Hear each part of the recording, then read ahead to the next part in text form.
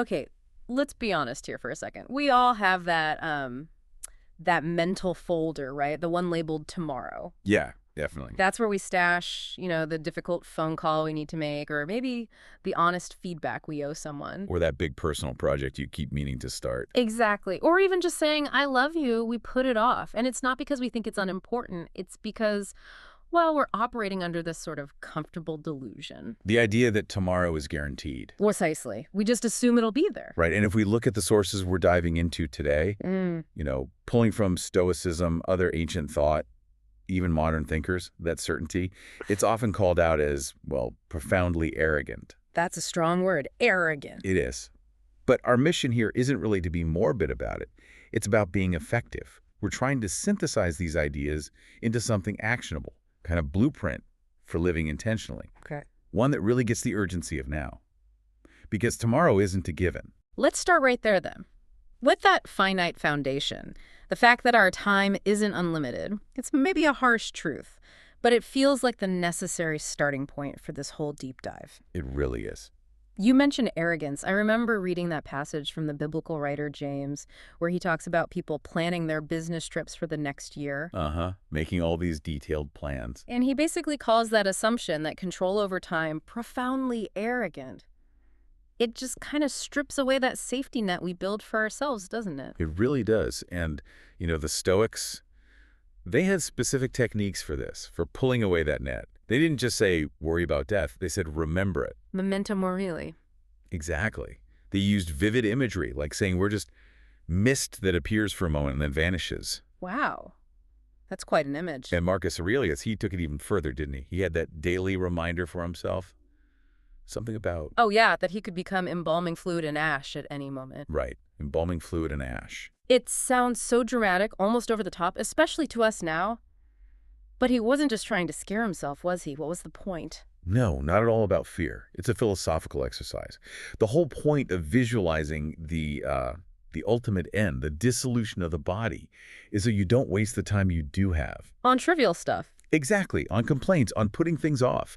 It's meant to be this kind of clear-eyed realism. It forces you, or is designed to force you, to live fully, ethically, with purpose, right now. Because the future is just hypothetical. It's hypothetical. The present moment is the only resource you actually truly possess. Okay, so that brings us to the big challenge. If time's limited, if we're just, missed, Right. where should we focus our energy? Because everything out there seems to be pulling us in 50 different directions. Right. And ancient wisdom is actually really good at cutting through that noise.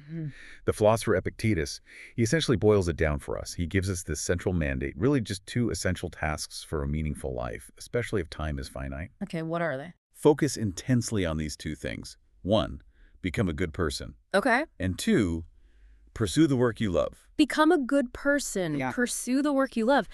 On the surface, that sounds, well, almost deceptively simple. It does, isn't it? Be good, do the work. But, I mean, if it were actually that easy, wouldn't everyone just do it?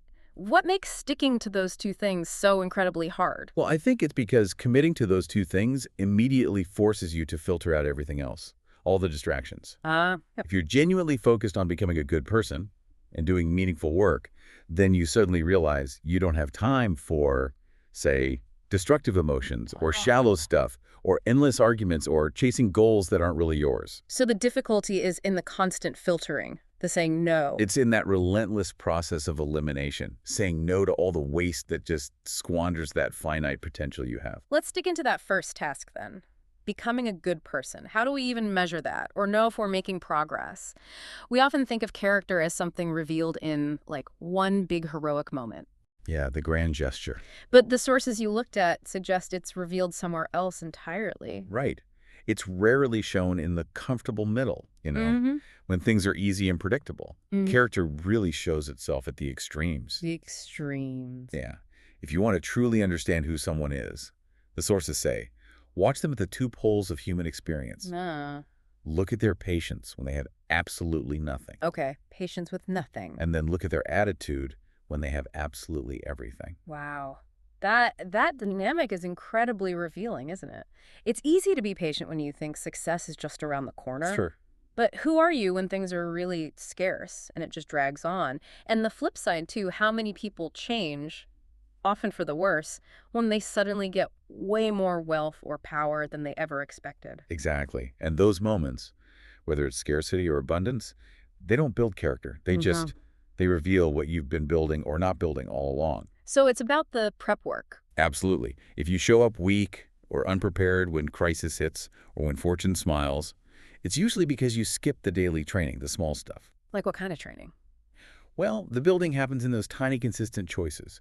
Practicing patience when you're stuck in traffic, maybe, or consciously practicing gratitude when something good happens instead of just taking it for granted. It's that constant, deliberate effort that stops you from arriving at the extremes, totally unprepared. Okay, so if we shift to the second task, pursuing the work you love, that need for daily practice for the small stuff, it applies just as much there, doesn't it? Especially when, let's face it, loving work doesn't always pay the bills right away. Oh, absolutely, it applies. And this is where the idea of service becomes really crucial. When you combine that goal of becoming good with the goal of doing meaningful work, your whole perspective shifts. You move from competing to creating. Competing to creating. How? Well, the key question, the one these sources push us towards, becomes something like, what is it that only I can uniquely do? And how can I increase my service to others today? I like that framing. It immediately takes the focus off external benchmarks like money or status, Right. and puts it squarely on your internal output, your contribution. And it lines up perfectly with what some insightful business leaders like Joe Mansueto have observed. He pointed out that true wealth isn't really measured just by how much you accumulate for yourself. Right. It's measured how? It's measured in productivity, yes, but Yeah. also in giving to others and serving society in some way. You can't become truly rich in the deepest sense of that word without also enriching others. The work you love has to connect to being a form of deep service. And that link between personal virtue and service, it's fascinating how it scales up, connecting to the strength of society itself. We often think we need better laws to stop bad people. That's the default. Yeah. So one of the thinkers you mentioned, G.K. Chesterton, he kind of flipped that script, didn't he? He did, in a really powerful way. Chesterton basically observed that maybe we need to focus more on getting good people to restrain us from making bad laws. Huh. Good people restraining bad laws, not just good laws restraining bad people. It's a crucial distinction, and it goes way beyond just self-help.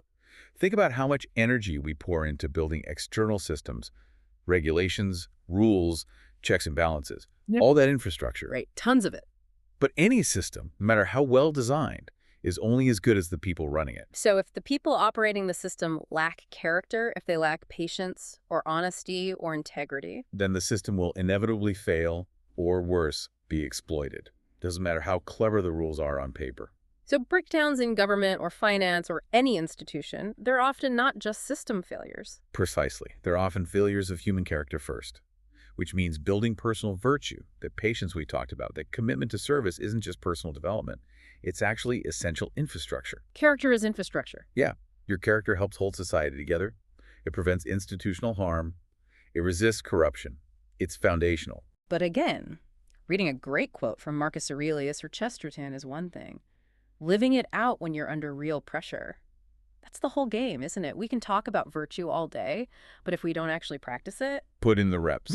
put in the reps, then the philosophy just feels hollow. That is the absolute critical difference. It's the gap between just understanding an idea intellectually and having it truly internalized, baked into your behavior. Think about that famous story, the anecdote about the general who gets the news his family was killed by the enemy. Oh, right. And his response was incredibly stoic. Something like, I knew they were mortal when I had them. yeah. Yeah. That level of composure, just that quote, it seems almost inhuman, like he didn't feel any grief at all. And that's the danger, the shallow reading of it. Our sources really compel us to look deeper. That quote wasn't some magic spell that just erased his pain. So what was it? It was the surface expression, the tip of the iceberg, showing years of daily, private, philosophical practice coming to fruition in a crisis.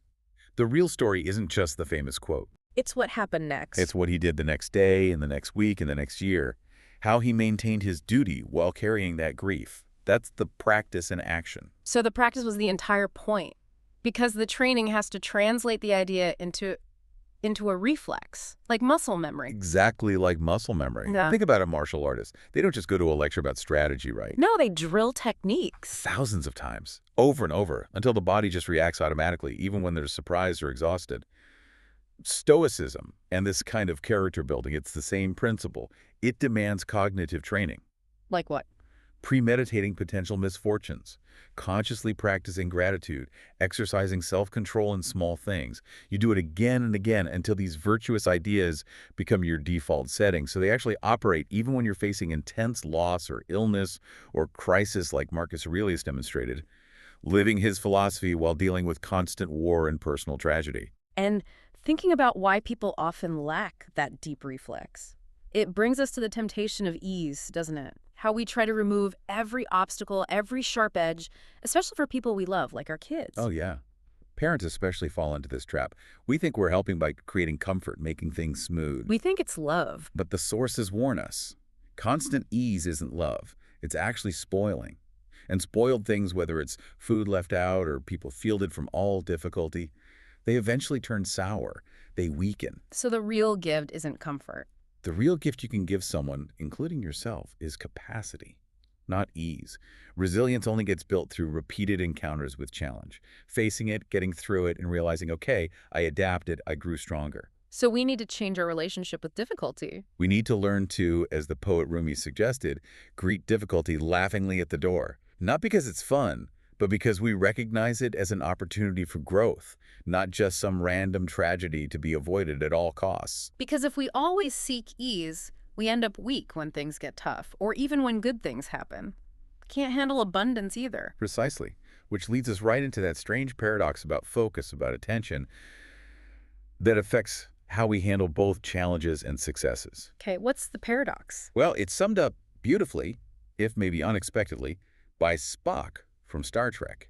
He observed, having is often not so pleasing a thing as wanting. Huh. Having is often not as pleasing as wanting. That sounds illogical, but also rings completely true, doesn't it? It's totally illogical on the surface, yet deeply true to the human condition. We're constantly driven to get the next thing, convinced that that achievement, that possession, will finally bring lasting satisfaction. But it rarely does. The goalpost keeps moving. Exactly. The satisfaction keeps receding just over the horizon. So what's the takeaway then? If having isn't as good as wanting, should we just give up on goals, stop wanting things? No, not at all. Ambition isn't the enemy.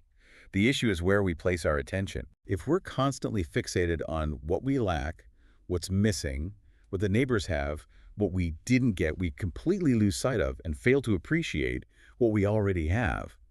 The problem isn't the wanting itself, it's the misdirected focus. So instead of focusing on lack, we should focus our attention on abundance. Yes, deliberately focusing on abundance.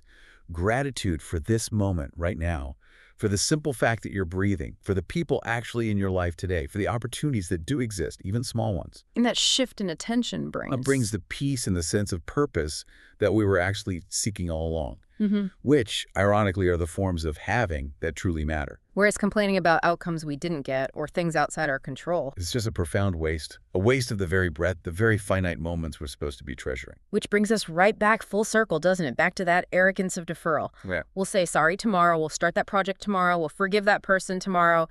We make these grand plans for next week, next year, acting as if we own the clock. When we don't. And the ideal we should be aiming for, according to these sources, is the person who's been living intentionally all along. They call this the awake servant. The awake servant, meaning? Meaning they haven't been scrambling at the last second to get ready. They're ready now because they've been consistently doing the work day in, day out. They've been asking themselves that question daily. How can I increase my service today? How can I practice my character right now? And achieving that level of readiness, that leads to what some of the ancient texts describe as a kind of harmony, right? Harmony through preparation. But it's not passive, is it? It's not just accepting whatever happens. No, definitely not passive resignation.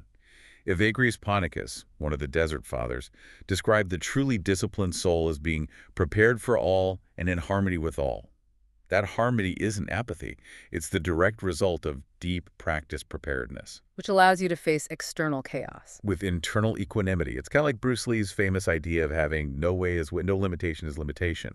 You're flexible in your methods, adaptable in your approach. but absolutely unshakable in your core principles. Exactly. You don't wait until you feel ready. You don't wait for perfect conditions. You become ready by starting, by doing it now. Yeah. Because that urgency, the one created by knowing our time is finite, that's actually the source of all real meaning. Absolutely. The practice is the whole point. Yeah. And the time is always now. So as you listening, think about how to integrate all this from our deep dive today.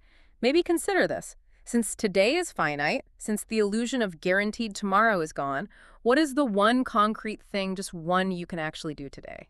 Something to increase your service or practice a principle you care about. Yeah. What's one small action? Don't wait for the ideal situation. Don't wait to feel perfectly motivated.